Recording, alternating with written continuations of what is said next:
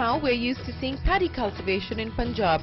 Migrant labourers bent over in fields, uprooting saplings from the nursery and transplanting them into acres and acres of land flooded with water.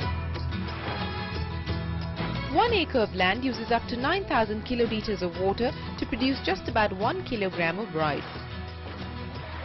Now let's contrast that imagery with this piece of almost dry land.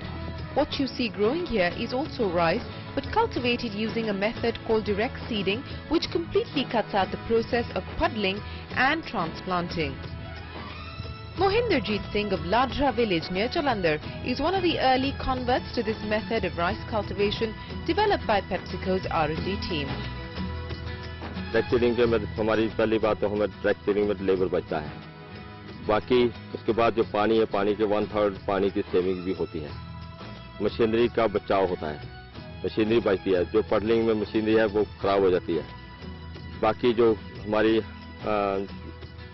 इसकी farm है, खेत है, उसकी जो मतलब जब हम अगर डायरेक्ट सीडिंग करते हैं उसका खेत बचता है. ठीक अगर नेक्स्ट फसल के लिए अच्छा रहता है.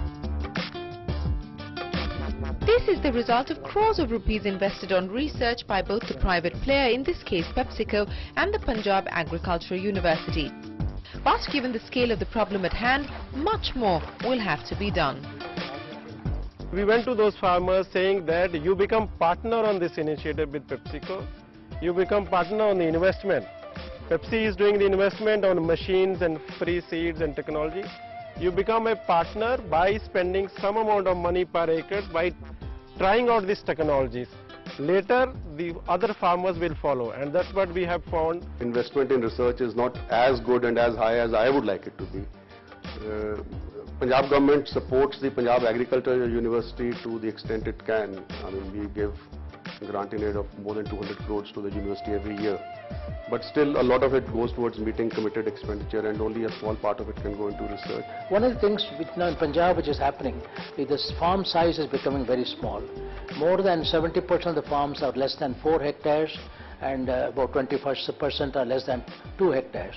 Therefore, each small farmer with a high degree of indebtedness, because farming is also a very risky profession, they can't invest very much more unless they borrow more. But nevertheless, there are a number of mechanisms by which there is a small farm management revolution. What China has accomplished is a small farm management revolution, by which the small farmers get the power and economy of scale of large agribusiness. How do you give? This is why on my recommendation 20 years ago, the Small Farmers Agribusiness Consortium. And 20 years on, the government is taking a cue and doing exactly that, encouraging farmers to come together in primary agriculture cooperative societies. Now, these societies receive farm equipment, seeds, etc. at subsidized rates and create a pool of resources to be shared amongst all farmers in that particular group. A move in the right direction, but one that has come under the scanner for the wrong reasons. Information received from an RTI application show that so far under this scheme, subsidy has been released to 211 farmers and 861 primary cooperative societies. Of these, 53 farmers and 35 societies are in Punjab Chief Minister Prakash Singh Badal's home district of Muktasar, representing one of the highest sanctions to release ratios across districts. The leader does make a difference. Unfortunately, Punjab leaders have been very, very self-centered, very well-centered, in respect to the political parties. Number one, they need to have vision of Punjab, that it must be the fastest growing state. It has a potential of becoming fastest growing state. But that kind of imaginative policy is not coming. For example, food processing industry could have been there in every district of Punjab. They could have come out with food processing units. In every district and sub-districts, the tehsils of Punjab, there could have been storage provided. They haven't done that. But what the government lacks in terms of imagination and perhaps funds, it makes up for by tying up with the private sector to deliver much needed change. And it's been an uphill task for the private players too. It's taken 3 years for Bharti Walmart to create linkages with the local community from whom it sources fruits and vegetables for its three major cash and carry stores in Punjab. सब्जियां मिल जाते हैं, ठीक है, उसका price से थोड़ा ज़्यादा 10% हमें बाउंस मिलता है. ठीक है, और जो वेट होता है सब्जी का वो हमारी आंखों के सामने होता है, ठीक है, और उसके बाद जो मंडी लेके जाते हैं उसके ऊपर लेबर पड़ती है जहाँ पर हमारी कोई लेबर नहीं पड़ती। The group is now organizing farmers into cooperative societies and creating a scientific back-end supply chain to bridge gaps and create a viable storage and distribution system. We remove supply chain costs so that any duplication and costs are removed. We also, work with them on trying to get them bank loans, etc., at lower prices. We help them with technology, etc., which we can leverage from other suppliers in the world. And we also help them with the growth plan we have, and we are very transparent about what we expect from them. This is the tool for them to coexist. We are not doing something which is unheard of. Yet the consumer, which is the outside, which if you get it $4 here, it will translate to $6 or $7. But if the guy only buys at $8, it will not translate, it will be translating 12. And in doing this, it's taking a cue from its sister venture Bharti Del Monte, which today is the largest exporter of baby corn in India. In Ladoval, in Ludhiana district, the company has established a 300-acre R&D facility on land leased to it by the Punjab government. Today we are working with 3,000 plus farmers in Punjab and Maharashtra. The farmers' income has gone up by 20% minimum. And not only that, employment generation in villages, and more importantly women. Because when you look at vegetable harvest, you need manual labor to harvest. 70% of that is women. Other advantage which the farmers are seeing clearly is the water level, which was eroding because you are doing vegetables rather than doing rice. So we moved them into a crop diversification program.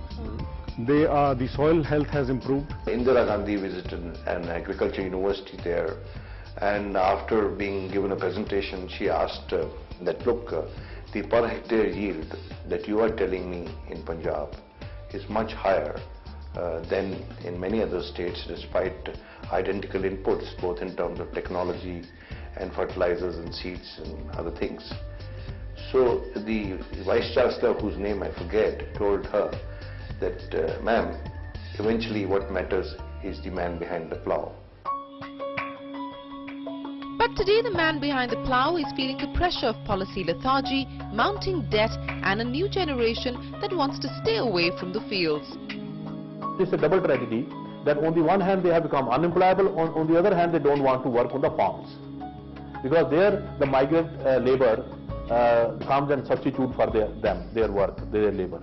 So they are not working on their farms, on the other hand they are not getting, they have not become employable. So that kind of situation is leading to this kind of conspicuous consumption. And this conspicuous consumption is that they have taken to drugs. It's not, a phenomena of any particular regime, be it Congress, be it Akalis, be it any other government.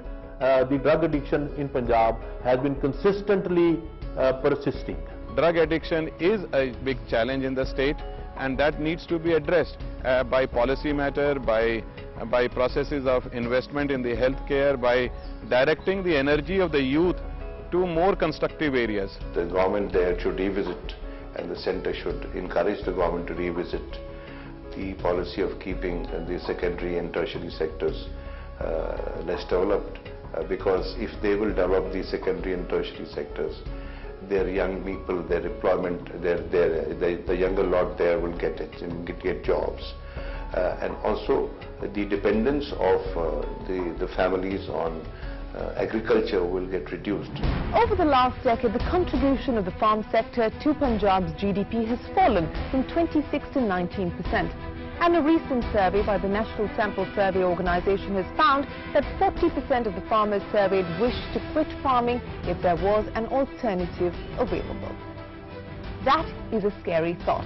Next week on the Ministers of Change, we'll examine what these alternatives could be. We'll also focus on Punjab's industrial policy, chalking out what's been done and what more can be implemented.